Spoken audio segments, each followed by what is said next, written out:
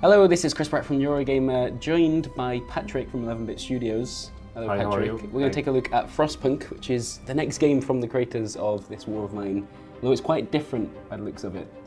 Yes, I mean, from one point of view, Frostpunk is a kind of a spiritual successor to This War of Mine, because it is based on our formula or idea of meaningful gaming. So while with This War of Mine we were exploring the idea of the fate of civilians in a time of war, here we are exploring the concept of society in a time of struggle, society in a time of an ultimate survival, if you will. Sure. Right? So, but apart from that, everything differs. Yeah. Because while This War of Mine was a This War of Mine was like a survival simulator, telling a story of a small group of survivors, like hiding in a shelter and trying to see another day. Here you've got a full-fledged story of a whole society in a post-apocalyptic world, frozen world to some degree. So, and while This War of Mine was about crafting management and all of those things, here you've got a full-fledged strategy game that is part city builder, part society survival game, but yeah, the scale differs a lot. Cool. And the whole mechanic as well. Well, I guess we should take a look at it then. Are we going to play this is from the start of the game? Yeah, this is the start of the game, and we are playing the campaign mode. Because in the game we're going to have a campaign mode as well as additional scenarios. Brilliant. Right now we're going to focus on the campaign mode. We don't, in that particular build, we don't have an intro yet. And what we do not have also is all of those things that happen at the beginning of the game, right? This is just the preview build, it is not the final version of the game. Sure. We should have this one in a few weeks, as we are about to publish the game in mid-April. Yeah, that's right. Yeah, you've just announced the release date. Yes. So this is why you won't have the whole introduction and the whole background story in that particular demo. But maybe that's the good part, because we won't spoil too much. Yeah, of course. And we want our gamers to enjoy the whole thing from the start.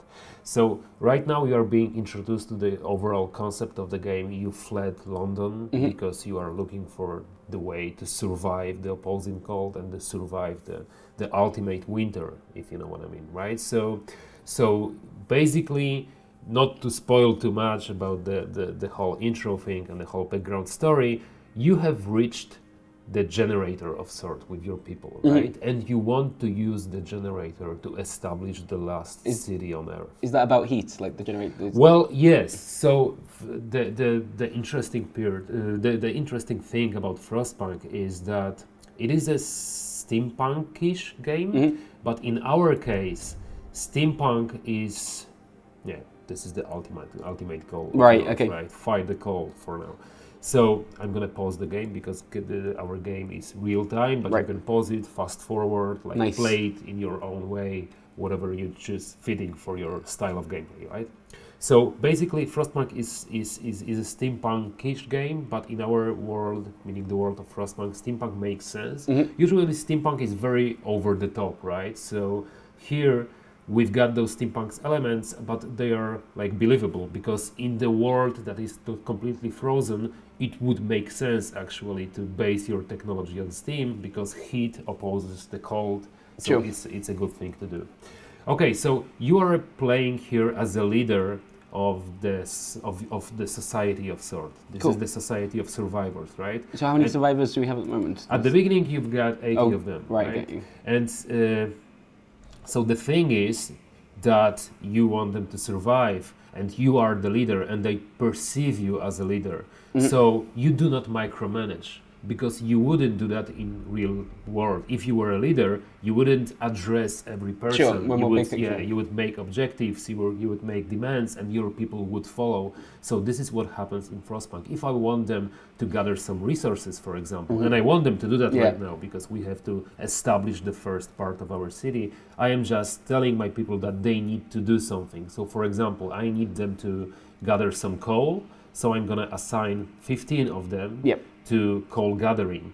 Then I'm going to assign 15 of them to gathering wood, because those are the basic resources of sort. Right. Okay. And then steel, let's say, right? And with that, we're gonna be able to build first things and just address first needs of my people. And you can see in the bottom left, there's like we have some like those objectives. are our main and objectives, and then secondary objectives. We treat them as those quests of yours. Cool. So is that to complete your campaign? You need to keep. Like, how freeform is it? Are you complete these objectives? So campaign is story driven to some degree. Okay. And you have some things are changing because there are like those events that happen because of your doings, right? So if you do something, something may happen or may not happen. But basically, the whole campaign is story driven. So you've got those objectives that you have to follow to finish the game, because actually there is an end to that campaign, right? So you can finish it. God, I feel very sorry for the people we've sent out to. Well, yeah. It looks. Are they making a path through the snow then? Yes, they are. And that persists? Yes, to some degree. I mean, the snow is constantly falling, the weather is changing, it is very harsh, but on top of that, it is very unstable. So your people are creating those paths, right? Right. But those paths will disappear with time. Are they walking any faster on the way back? Now that yeah, you can also build roads for them, and it's going to be easier for them to go through the snow because they are struggling. We were trying very much to make the snow and the overall environment not only an aesthetical thing, but an actual factor in like influencing the gameplay, absolutely. right? So this is why you as a player should feel the environment. You should feel how hard it is for your people to fight for survival, to gather resources, to build things, to basically lead their day-to-day lives, if that makes sense. And is our generator in the middle here already active? No, it is not. So we are gathering coal, wood, and all of those things. Coal is important because our generator basically runs on coal. So I'm gonna launch it right now. Ah, right. Okay. Yeah. And as you can see... it melts the snow around it. I like that a lot. And this is very important from the gameplay point of view, because temperature influences your performance very much. Right. You can click... Right now we've got minus 20 degrees, right? But here is something that we could call weather forecast. So now we are on day 1, but we are predicting a significant drop of temperature on day 4. Right. So it's going to decrease by 20 degrees, and we should prepare for that.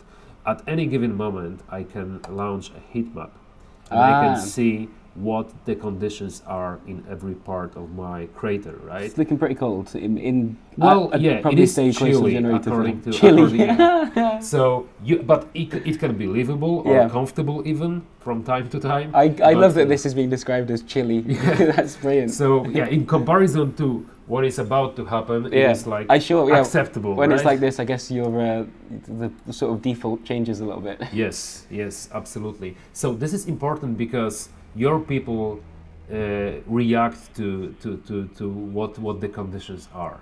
So in the livable area, they are pretty safe and they can exist, right? In the chilly area, well, they can exist, though they can become sick. They can work there, but they shouldn't sleep there, right? When it's cold, or very cold even, not to mention freezing, it is very harsh for them. So they will get sick very quickly, they can become gravely ill, they can die, they can get frostbites and all of those things, right? So it is important for you as their leader to maintain livable conditions in your crater. We are not able to do that right now because we cannot do anything everything at the beginning. We have to address those basic needs. And as you can see, some things are happening. This is part of the tutorial. So my people tell me that I should listen to their advices, but I do not have to follow them. They have their needs, they have their wants, and they do not hesitate to share those with me.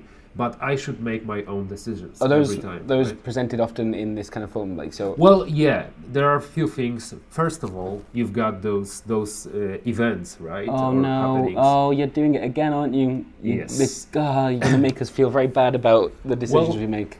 The decisions are yours, basically, and every decision comes at a cost, right? So you have to, for example, right now our people are telling us that the night is coming, right? It is bloody cold, and they are going to need some shelters, right? So basically, you have to decide if you want to address that need or not. Whatever you do, that becomes a quest of yours. Right, and okay. if you make a promise, you should deliver. Ah, I see. So if we say that we're going to give everyone shelter, we should. We're then going to be, I imagine we'll need a lot of wood to well, yeah, do that, so we can provide everyone with shelter, or some of them, and my people will react to every decision. So I should make that decision. So it is better to tell them that we are going to provide shelters only for some of them, because we know we can deliver that. Yes, if we agree to provide everyone with a shelter and we do not deliver, that would be like the consequences will be harsh for us. So let's agree to give some of them shelter for now, and that becomes a quest of mine, like a secondary quest. And in terms of how your population is feeling about your leadership, I guess the discontent and hope at the bottom of the screen. Well, yeah. So this is the overall condition of my society. Right. Discontent shows me basically how people perceive me as a leader, right? And that would go up if we promised shelter and couldn't deliver it. Well, yeah. For starters, then everything we do, our people react basically to our doings. So, and then hope is how they perceive their chance to survive. And those two are not on one scale. Right, so some decisions they can might increase both of them, or one of them, and decrease the other one. So you should, and they're pretty much like obvious once you grasp the idea behind them. And you can at any given moment you can just roll over and check what are the causes to every. I think increase. That sounds fair. Lack of shelter would be a good one. Well, yeah, because it is like 10 p.m. right now. Yeah. My people do not work anymore because their daily routine is like working 9 to 5. Yep. Because this is what they are familiar with. If I wanted to change that, and I can change that, I can push them to work like longer hours. Okay. I should introduce a proper law, because laws and customs are a very important part of the game itself. Right. Okay. So I've got something that is called Book of Laws. And here I can decide what my society is basically about. Right. I see child labor is well, yeah. Wow. So we have conducted this research about 19th century society, because that game takes place in alternative history, but in 19th century. In 19th century, right? So child labor was a thing back then. So it is present in our game. It is for you to decide if you want to make it part of your society or not. Right. And every decision comes with some pros and some cons, and your people are reacting to that. You get an upper hand to some degree. That child looks very sad, Patrick. Well, wouldn't you be sad if you had to like work in those conditions, being like So do we need to introduce anything at this stage to make sure we get the shelters completed? Well, we can. We don't have to, but that would be easier for us. So let's, for now, just to show you some. Let's agree to introduce the emergency shift. Basically, the law of emergency shift allows you to push your people to work longer hours in some venues. In exchange for discontent rising? Well, yes, for starters. So as you can see, the discontent is increasing because, was a healthy chunk. Unpopular decision of mine.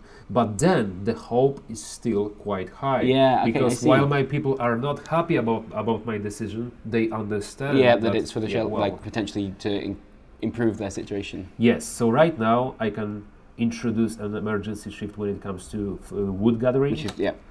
That would increase the discontent a bit more. But as you can see, my people are just starting. They took their lamps because it is the middle of the night, isn't it? And they are struggling to the wood crates, and they will try to do that. Now, I have to build those shelters just to deliver. So I'm gonna do that. As you can see, I'm building around the generator. And that looks like that keeps going out. Well, I can build wherever I want, but it wouldn't make any sense to build somewhere here in the snow, right? But the city is being built on the grid of those rings surrounding the generator. Because that makes sense, because the generator itself, it is the heart of the city, so it stands in the middle, and you should stick to it. Oh, what's this down here? Well, my first citizen got sick basically because of the conditions. God, look at them just having to force their way through the snow up there. Yeah, well, this is what is happening, right? So they are going there. It is not easy for them. It'll be better in the long term. I'm sorry. Yes, yes. We have to believe in that, right? Yeah. So we have introduced our first law, and it takes some time for the law to like establish. Okay. So then we have to wait, and then we can introduce another one. Yeah. Once we have established a law, it is out there. We cannot withdraw it. So right. Okay. We can try to compensate with other laws. So, for example, for now we have introduced this emergency shift, but maybe we should provide more food to our people. So and we can deal with that because we've got different branches here, and every branch is responsible for different I see. parts So of because your we went for emergency shift, there is what's this about it? Extended shift. Yeah, extended shift, and then with every decision you get some new options, right? Right. Okay. And you've got child labor, you've got the way you are treating your sick and wounded. So basically, this is healthcare, food provision. Then you have to decide how you're going to dispose of the bodies of your fallen people. Oh gosh. Then you've got entertainment even, and later into the game you're going to get new options that will be closely connected to your doings and the type and shape of society that you're going to create, right? Right. So for now what I'm going to do also is I'm going to build a workshop, because in my society I've got those regular citizens, but also I have few engineers. Right. And I can use my engineers, I can hire them in my workshop, and they can develop new technologies for me, which is highly important, because having new technologies, I can improve the overall condition in my city, right? Because, for example, right now I've got those resources scattered across the crater, and you are building the crater, and this is a limited space. Yeah, you have only the crater to build your city in, right? So you have to be smart about it. Oh, I was going to say, are they beginning work on the construction? Oh yes, it literally just happened as I said that. Great. Yes, cool. yes. So we should be good for the the deadline we have. Yeah, we've got the time limit, and you've got the progress here, right? So we should keep that in mind. Actually, there are it is a multi-layered game, so you've got many things to keep in mind and be aware of. But then, the longer you play, the less important is the city building part. Of course, it is your moment-to-moment experience, but you are focusing on the shape of your society and how your society evolves and whatnot. Do you mind if we get rid of these tooltips here? Well, I feel like you are the ultimate tooltip in this absolutely. situation. Let's close them for now. Yes.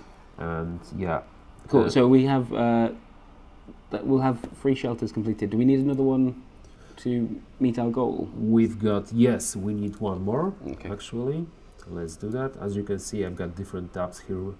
That are responsible for different parts and different types of my buildings and whatnot. Nice. I've got the workshop ready right now, so I can hire my engineers. All the engineers are available in terms of working in the workshop, and now it gives me an access to a technology tree. And I've got different tabs here that are responsible for different types of technologies. Is this essentially the research tree then for the game? Well, it is. Yeah, cool. It is. So I've got the hitting related achievements, then exploration and industry, resource management, food, healthcare and shelter, and all of those things. Oh, they all sound good. Well, and they have different tiers. You've got different types of tech that you can come up with and whatnot. Do you expect players to have unlocked everything by the end of the game, or is it choosing some and leaving others? It is hard to predict, because if you are a skillful player, you can achieve a lot, right? But you won't be able probably to fill everything out. You have to make those decisions. You have to be about something. You have to create a strategy for your people, and then you have to put it into motion. Right now we're gonna focus on not on Steam hubs. We're gonna follow with those. We're gonna start with beacons, right? Because having a beacon, you can start the exploration part, which is also an important part of the gameplay. This is also a part of the campaign and a part of the story. Coming to the generator, you left some people behind due to the accident that happened. So what you want to do is you want to reach out and you want to rescue them and bring them to the city, because the game takes place in the matter of days, not the matter of years. Right. So you won't be able to have newborns that will grow up and so on. So if you want your society to grow, you have to find survivors. You have to bring them home. So that is important due to that. I feel like our discontent seems to be going down now? I get, well, with each yeah, shelter the that's been shelters built. are almost there. Mm. I've got Yeah. almost 4 of them, so I should be good to go soon enough. As you can see, those resources are depleting, so I should think long term. Being shelter premise has been fulfilled, so hope rises and discontent falls, right? So that's which is why it can be important to go for sometimes go for the easier objective that you can definitely. Well, yeah. You should predict like the consequences of your actions, right? And then with every playthrough, you learn something, and you can put that knowledge to use in another playthrough, if that makes sense. Sure. So, yeah. So right now we've got those shelters. We should stockpile some coal, and then we should be good to go. In the meantime, our engineers are working on the beacon technology, and we are gathering those resources. Then we should think about those long-term solutions, because once we are out of the resources that are scattered across the generator, basically we are doomed, right? Okay. So we should think about, okay, so how are we going to get some, like a new amount of coal, right? I feel like an exclamation mark is going to be bad. Yeah, there we go. Family torn apart. Well, yeah, this is part of the story, actually. Okay. So a woman comes forward after we built the workshop, and she said that her husband and daughter didn't reach the city with the main group. Yeah. Okay. So we can try to rescue them or not, right? So this is encouraging you to use one of the beacons. well, yeah. Basically, this is what it is. Also, it introduces you to it, like brings you closer to your people. We didn't want your people to feel like another resource or so. Yeah, okay. Right? You have to perceive them as human beings, living, breathing, having their dreams, families, needs, wants, and Absolutely. actually you can click every person and you're gonna get some information about that person. So you can see. You can see her spouse is Theodore. Oh yeah, absolutely. You've got those relations. You've got Biggest concern, lack of shelter. Yeah, I feel like that's going to be a recurring theme. Yeah. Okay, that's interesting. Well, yeah, and the bigger your society is, the more problems you have, but also you are thinking on a bigger scale. So you do not address those needs of particular people. From time to time you are, but then you have to think on a bigger scale. You have to think about the future of the whole society, not only, well, let's say Matilda, right? Yeah. As important as Matilda is, more important is the shape of the whole society at some point, especially. And there are those small touches, as you can see, those buildings are moving and working. So you've got this steampunkish vibe here, which is quite nice to observe. We have 3 of our civilians are sick at the moment. Well, yeah, we should do something about it sooner than later. That said, right now we are not able to do much. I mean, we could establish a new law soon. And we could decide how we're going to treat our sick people. Nicely. Well, that is one of the options, but I would say that there is no good option. There are only options that are like in line with your idea of how you want to like proceed, right? Okay. So I'm going to show you how the healthcare works, basically, because well, you wanted to treat your people nicely, and there are 2 options that you can choose right now, and they are radical treatment, and this one will allow you to do everything to cure the gravely ill, from invasive surgery to amputations and whatnot. I don't know if that is a nice way to treat your people. It is an efficient one, right? So, but you can end up with people with some disabilities, right? And you're going to have to address that need sooner or later, right? The other option is sustaining lives. So you won't be able to cure gravely ill, but you will be able to keep them alive, right? Yeah, those are 2 very different sort of paths to take there. Well, yeah, and you cannot take both of them. Oh, so I see. So when there's an option which has the 2 halves of a circle, you are selecting between the 2. Yes, basically. Then you get some following options, right? So every time you make that decision, you get some new options to. So we can't radically sustain life, unfortunately. It's one or the other. Well, yeah. Okay. Yeah. All right. Well, and so at the moment, because we haven't done anything, will those sick people get better or?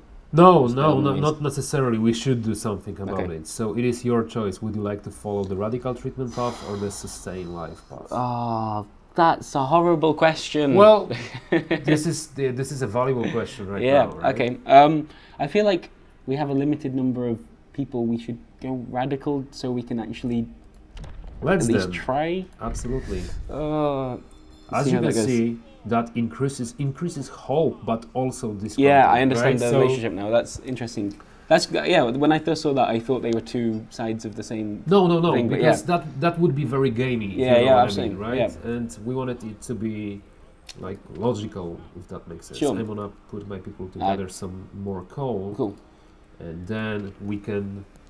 So we can add new research because our beacon is already like there. Okay. So let's focus on heating. With steam hubs, I can start the distribution of heat across the crater. Right. So that's gonna be highly important for me. Right. So for like potentially as people are moving out to fetch coal, they're not going to be as cold as they do. Yeah. So we can build a steam hub in the area that is like heavily occupied by our people, and it's gonna be like easier for them to exist in that. Right. Yeah, and I guess right now it means because we're having to build everything around this small circle in the middle. Well, yeah. Okay. So can we build a beacon yet, or is that? Yes, we can. We just need a bit more steel. Right. Okay. Because to build a beacon, we need 20 wood and 35 units of steel. Right. We got 28 of them. So in a second, we're gonna be able to do that. Just I can add some engineers to gather resources here. Well, if I have introduced child labor earlier, I would be able to assign some kids to that particular type of work because they can gather resources, they can cook some meals for your people. Basically, they can be responsible for those safe jobs, if you will. Right? Sure. Yeah. But right now I haven't, so I have to wait to establish a new law. So we have to wait. But we can fast forward just a bit. The night is coming. My people do not work. I can force them to gather steel overnight. Well, this is something that is reasonable right now, I guess. So let's do that. Okay, we've got these beacons don't build themselves. Yes, my friends. Yes. Basically, that's the thing. Okay, we can turn build you into beacon. a bad leader. Well, realistic leader. defined bad leader, right? So this is the idea that is very, very important for that game. We wanted you to make those decisions, and some of them like define you as a leader. Yeah. So at the end of the game, you're gonna be able to answer the question, what kind of a leader am I, right? And which decisions made me the leader I am right now. Do you think there's something, because that feels like that question is at the heart of what 11-bit Studios does. Is that it's not a coincidence. I'm sure that just like this War of Mine, you're presenting a game that offers that question again. Do you think that will always be part of we your like DNA? to explore those ideas that are relatable. So we like to open new perspectives. Oh, we've got the beacon. So right now you can observe the first launch of the beacon. So what is this telling people where we are, and then they can try and make their way to us, or? Oh, you're gonna see in a second, because there is more to that. Okay. But just to answer your question, what we usually do is we look for an idea that is appealing for us, that inspire us to do something, and then we try to translate that idea into gameplay. What you see right now is the view of the whole Frostland, as we call it, right? And you can explore that land, and you can find new locations, and you can send your scouts to those locations, and then you can bring survivors home, new intel about the surroundings, or maybe new kind of supplies. Are these expeditions, like, are they predefined? Like, will they be the same in each campaign, or is there a random element to it as well? Well, those locations, because we are playing the campaign and the campaign is story-driven, those locations are out there and are predefined, right? Okay. And then some things are happening in those locations. So the woman that mentioned that her family, her son and husband were lost out there. Well, yeah, we can try to reach out, and we can try to bring them home. Everyone's getting sick. Well, yeah. That'll be the emergency shift again. I am not the most skillful player. So I'm gonna we can build a medical force. I think we should probably. But we're gonna have to hire someone here. Oh, something has happened. Oh yeah, my people are ready to search because we've got the beacon out there, right? So they are ready to depart on their first expedition. So let's do that in a second. All right. We can train our scouts, and we can send them to the crash site or to the lost expedition. I don't mind which you've played this before. Which is the good one? Well, there are no good options here. This is the fun part. So every decision comes at a cost. As you can see, they are departing from the city, and they are going into the direction of the lost expedition right now. It's gonna take them around 10 hours and 32 minutes to reach the destination point, right? Okay. And I can zoom in and zoom out at any given moment. So right now I'm gonna focus on my city. Meanwhile, they will get to the the lost expedition area. Okay, so the medical post is in the works. Also, steam hubs are being developed. My people are working. We should think about the food provision, because right now we've got some food, but we do not have, like, we've got raw food. We do not have food rations. To prepare food rations, we need those cook houses. Right. Because with hunters' hats, I can train my hunters to hunt for animals, so they can bring basically raw food. But then I have to process that food to make it like better. Okay, more suitable for my people. So at the moment we have no sort of income of food. Well, yeah, we've got some ratios, but we should think about how to provide our people with a bigger amount of food. And again, we've got some laws that we can address that part of our doings as well. So we can, for example, cook soup instead really of like full meals. That's one of the laws, soup. Yeah, soup. The law of soup. Yeah, that's the legit law. So we can cook soup instead of full meals to feed more people with the same amount of food, right? That is an option. Of course, that will allow me to cook soup, but hope will fall and the discontent will rise, because eating soup will cause discontent basically. Or alternatively, we can use food additives, which is sawdust basically. And this is something that we have found in some like history-related sources, right? So adding sawdust to meals was actually a legit thing happening in those societies. So we adapted that to our game because we found it interesting. And that just means that you'd be using less food per meal, is that? Yeah, so people won't be as hungry because it is filling. It is not healthy though. Yeah. So basically, you're gonna probably end up soup or sawdust. Well, yeah, or nothing. Neither. Yeah, right? yeah, sure. So you have to experiment. You have to try it on your own, and you have to come up with some conclusions, if that makes sense. So with everything in the works, we have to... Oh, we're actually about to hit the coals amount, I think. Yeah, absolutely. Let's... Nice. Right, we've got it. Now the food part. Right, okay. As I told you, my people will need some food, but we are on that. Nice. Well, another thing is that, as you can see, in a day or so, the drop of temperature is coming. So every area that is livable right now probably won't be anymore. Right. So we should address that issue. And there are many ways we can actually do that later into the game, especially. Oh, steam hubs are ready for us. Nice. Is that going to be useful for this? Well, yeah, for distributing the heat across the crater. So for example, my people are working here and here, but soon I won't have any more space to build around the generators. So I have to use another space, so I'm going to prepare for that. I'm going to build a road here, because every road has this pipe in it, so you can use roads as those to spread.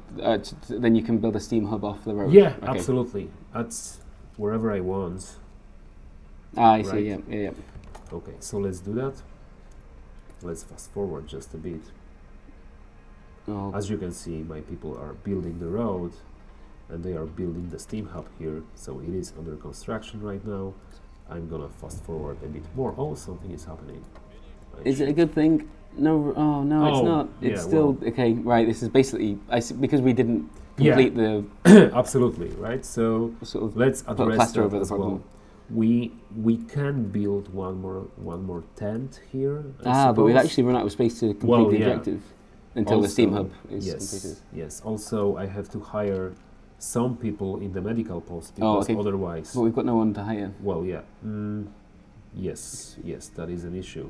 Maybe, just maybe, child labor is a thing that we should decide. How far into the Let's Play are we when we came to the conclusion that we were going to justify child labor? Well, it's day 3, right? Yeah, day 3. Yeah, that sounds about right. Okay. Okay, and new research. This is something. Okay, so maybe something resource related. Okay. Because we should think about like getting more resources. Coal tamper is quite reasonable, I suppose. Right. Because with coal tamper you can dig through the frozen ground to get the coal from beneath the ground. Okay. Yeah. So maybe let's do that. Oh, and as you can see, my scouts have reached the destination point. We can explore the area right now. Okay. And we get a story beat at the conclusion. So our people tell us something. We entered the camp, appearing out of the driving snow. Excited voices welcomed us. Thank God you found us. We had been wandering for days until we couldn't go any longer. Soon we would begin to starve. And you have discovered new locations around, which are observatory and study shelter. And right now you've got a decision to make. Either you're gonna escort your survivors to the city, which is going to take you some time, but it is a safer option, or you can send them to the city on their own while you're gonna push forward and continue your exploration. Let's escort them because we need them. And you can read the journal about that expedition, right? Right, okay, cool. Yeah. And you've got those additional locations here because right now you are aware of them. Yes, let's return to the city. Yeah, that seems like a good time to have found new people. Yes, and as you can see, with the child labor law introduced, I got new type of workers, basically, new child children. Not everywhere, but for example, in a cookhouse, that is a thing. So I'm going to hire some kids here.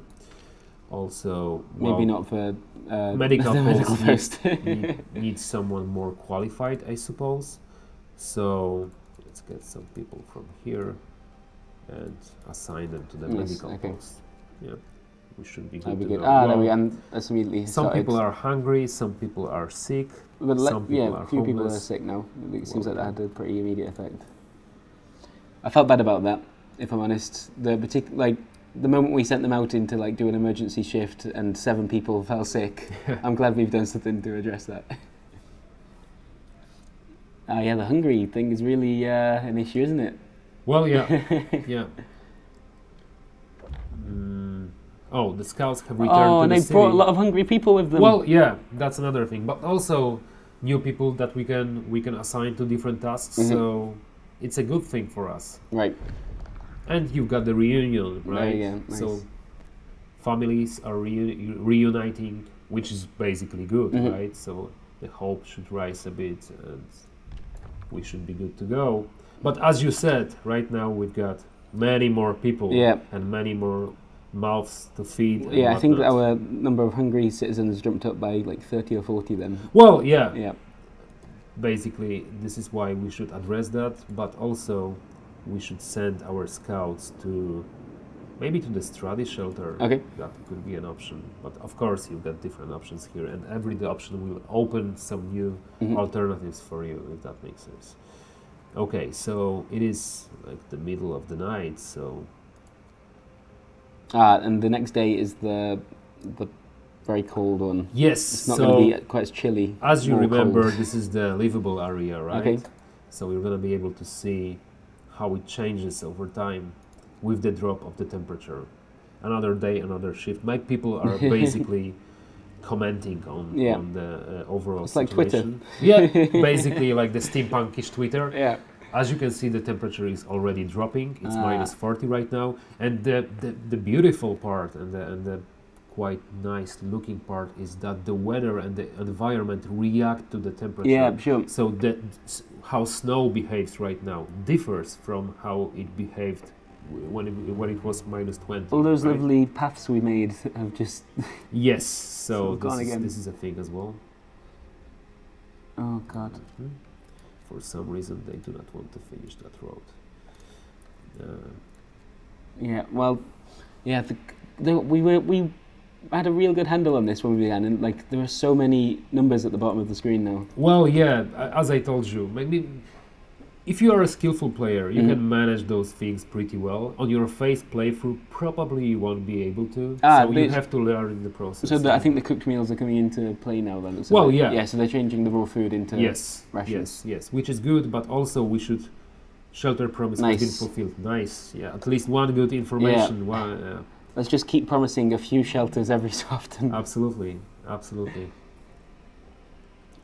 And everyone's quite hopeful. This is that's the good part, right? And so the discovery is here. Oh, something is happening. It doesn't look good. Yeah, it is the first frostbite. So medical post can be not enough, I suppose. Pretty soon we should address that need, and we should think about. Well, we've got the radical treatment in place, so maybe we should build something new. And with another law, we're going to be able to do that actually, because we can build care houses, which are like more developed in comparison to medical posts. So the frostbite would be gravely ill. Is that? Not yet, but soon probably. Right. Yeah, soon probably. It can lead to that, right? So that can be a thing. What is happening here? So so the cookhouse is not functioning because we do not have raw food to process, right? So we need those hunters' huts, sorry. And with those, I'm gonna connect it with a road because you need those roads, right? Also, that could be a minor bug actually. Oh, okay. We are getting rid of them because the road is not finished. Right. Okay, got you. And it should be. So we're building it quite far outside of the circle now. Well, and as I told you, it is not livable anymore. So what I can do is I can try to put my generator in the overdrive mode. Oh, okay. Which will make it more efficient, but at the same time, it is going to burn more coal. But also, you've got the generator stress level. So it can become unstable because of the overdrive mode, and it can explode. Right. That's a game-ending situation as well. Yes, it is one of them at least. Okay. Right. So I can do that, but it is a short-term solution. Yeah. If I want to think long-term, I should think about upgrading the generator, which will make it more efficient, but at the same time, it wouldn't increase the stress level. Right, so people from our convoy, but with basic resources secured, now we can try to rescue them. Let's absolutely at some point. Should we turn overdrive off? I'm worried about what you've just said now. For now, we are good to go. The scale is quite high, but keep an eye on it. Well, of course we can turn it off, but the temperature is dropping. I see. As you can see, people getting ill. So let's put it on overdrive at least for now. And how long is the world going to stay in this state? Is this the yellow marker here? The temperature will increase in a day and a half, I suppose, something like that. On day 6, that takes us up to -30, which is still colder than it was at the start of the game. Oh, yeah. Yeah, okay. Yeah, right. Yeah, and it can get pretty cold. Oh, my scouts are waiting. I hope they found some nice coats. They shouldn't they? The shelter is comfortable and well equipped. They have found a sturdy shelter, right? Okay. And there is a notice posted by the heavy round door to all scientists. If you use any supplies, remember to notify the quartermaster. This means there is another city out there because upon your return to the city, right? A signpost by the trail points in 2 directions. London, we have arrived from London. Yeah. But also home, 27 miles. Okay. And we've got some resources, which is the good news. Okay, so a steel bridge is another location that we can send our people to. And that's sort of heading in the direction of the new marker we found. Yes, and we should do that, shouldn't we? We've got the hunter's hut, and we've got many people available right now, so let's assign them here. Also, we can think about the new research. Oh, because the coal tamper is already available for us. It is a part of the resource tab. Yes, So I can build it somewhere here, for example. And there will just be coal, like wherever you build it. Well, it is underground, so they are going to try to find it. Some resources are like available in particular areas, while other are available across the across the crater. Excuse me. Okay, and so we need to build the care house as well. Is that already? Well, we should, but right now because of the low temperature, that will make a lot of sense, I suppose. But yeah, we can try to do that. We need some wood to do that. We don't have enough of because, people Let's haven't been assign some workers to gather some wood overnight, I suppose. Oh God, but it's well, so cold. yeah. What can I do? This is the kind of a leader I am, I suppose. You would love an emergency shift. Yes, yes. But our discontent is manageable right now, I suppose. And yeah, Eva tells us that we are doing fine. Yeah, all things I mean, if we've got either on board, then that's fine. That's yeah. And I guess really, we're going to make a bunch of people very sick now, but we're doing it to build the thing that can make them less sick after. Yeah, and the stress level is increasing. God. We should turn the overdrive mode off pretty soon. Okay. But is that a sort of flat thing? It's like as long as you just don't hit 100%, you're okay. Yeah. Like, you just need to notice before it gets to that point. Well, yeah, you're gonna get like the pop-up informing you that the stress level is too high actually. So because as I told you, we do not want you to micromanage. We want you to feel as a leader. We want you to be on top of everything. Sure. Right? Yeah. So, yeah. Okay, so let's assign some people to the coal tamper as well. Now that we're gonna need some because. The coal that we're gonna gather, we have to put it somewhere. So probably we're gonna need like a resource depot and gathering posts and all of those things, right? Okay. So, but we cannot do everything at the same time. We don't have enough resources. We have to make those choices. God, do you remember when we just had to build like 4 shelters? Right, it was easier then. It was 3 days ago, right? And, yeah, the coal tamper is working, as you can see. Ah, cool. Yeah. There are those small touches that I really like. I'm the city building type, you know. I like to observe my city growing. Sure. And in that particular game, it is not like very easy for you. Well, because in I don't know those city builders of yours, usually you can plan your city so it would look very nicely and whatnot. Here you have to focus on your objectives. You have to focus on survival, and city building is secondary to that. But still, it is very entertaining to observe your city to grow. So yeah, absolutely. Yeah, cooking house is functioning, but we don't have any raw food. Yeah, it requires raw food. Well, they are hunting. Yeah. We could think about improving their efficiency. Not here, excuse me. Once we have our